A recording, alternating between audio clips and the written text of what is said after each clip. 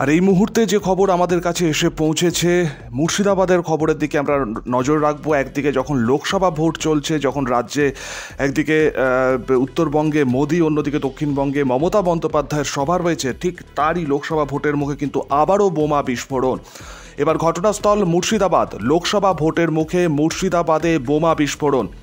বোমা বিস্ফোরণের তীব্রতা এতটাই ছিল যে হাত উড়ে গেছে একজনের বলে জানা যাচ্ছে। জমিতে কাজ করতে যাওয়ার সময় বোমা বিস্ফোরণ ঘটে। গুরুতর আহত অবস্থায় মুর্শিদাবাদ মেডিকেলে ভর্তি করা হয়েছে। মুর্শিদাবাদের দৌলতাবাদের চুয়াডাঙ্গার ঘটনা, আমরা সেই খবরের দিকেই নজর রেখেছি। আপনাদেরকে আরও একবার জানিয়ে রাখবো, আমরা শুরুতেই যে খবরের দিকে এখন নজর রাখছি, মুর্শিদাবাদে আবারও বোমা বিস্ফোরণ এবং সেই বোমা বিস্ফোরণের জেরে কিন্তু একজনের হাত উড়ে গেছে বলে কিন্তু খবর পাওয়া যাচ্ছে। জমিতে কাজ করতে যাওয়ার সময় এই বোমা বিস্ফোরণ ঘটে বলে জানা গিয়েছে। গুরুতর আহত অবস্থায় মুর্শিদাবাদ মেডিকেলে ভর্তি করা হয়েছে তাকে, এই খবর কিন্তু পাওয়া যাচ্ছে। মুর্শিদাবাদের দৌলতাবাদের চুয়াডাঙ্গার ঘটনা। আমরা কথা বলবো, আমাদের সঙ্গে সরাসরি টেলিফোন লাইনে রয়েছেন মুর্শিদাবাদ থেকে আমাদের প্রতিনিধি রক্তিম সিদ্ধান্ত। রক্তিম, ঠিক কি ঘটনা ঘটেছে, অভিযোগ কার উপর উঠছে, কি জানতে পেরেছো? দেখো, মুর্শিদাবাদ জেলায় যে ঘটনা ঘটছে ইতিমধ্যেই, আজকে সকালে দৌলতাবাদ এলাকায় একটি পাট ক্ষেত, সেই পাট ক্ষেতের মধ্যে কিন্তু বোমা বিস্ফোরণের ঘটনা ঘটে এবং এই ঘটনায় ব্যাপক চাঞ্চল্য ছড়িয়ে পড়ে গোটা এলাকায়।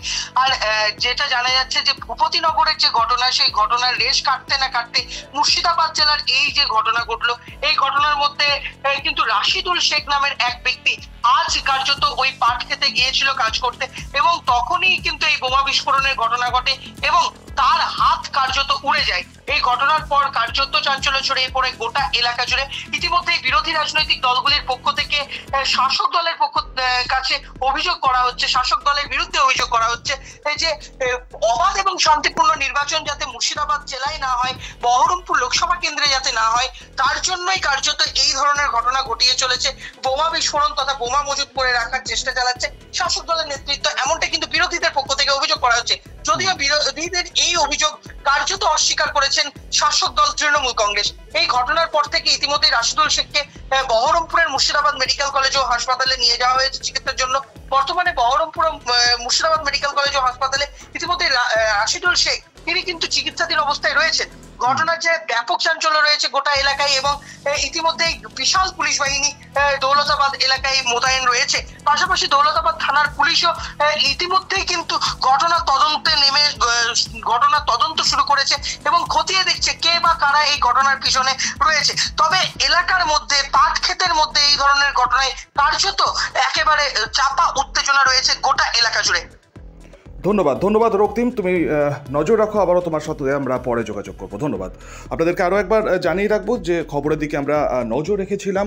মুর্শিদাবাদের দৌলতাবাদে চুয়াডাঙ্গা অঞ্চলে সাত সকালে কিন্তু বোমা বিস্ফোরণ এবং বোমা বিস্ফোরণের তীব্রতা এতটাই ছিল যে এক ব্যক্তির হাত উড়ে গেছে বলে জানা যাচ্ছে। তাকে বহরমপুরের যে মুর্শিদাবাদ মেডিকেল কলেজ, সেখানে কিন্তু ইতিমধ্যেই তিনি চিকিৎসাধীন রয়েছেন এবং ঘটনাস্থলে কিন্তু বিরাট পুলিশ বাহিনী মোতায়েন করা হয়েছে।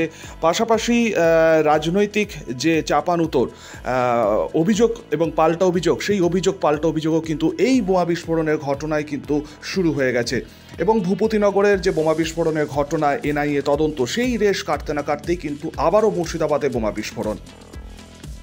এই ঘটনা সম্পর্কে আহত ব্যক্তি ঠিক কি বলছেন শুনবো। জমিতে পানি নিতে যে আইলারগুলো ছিল সকাল, আচ্ছা, বইতে যে ফেটে গেছে। কোথায় গ্রাম?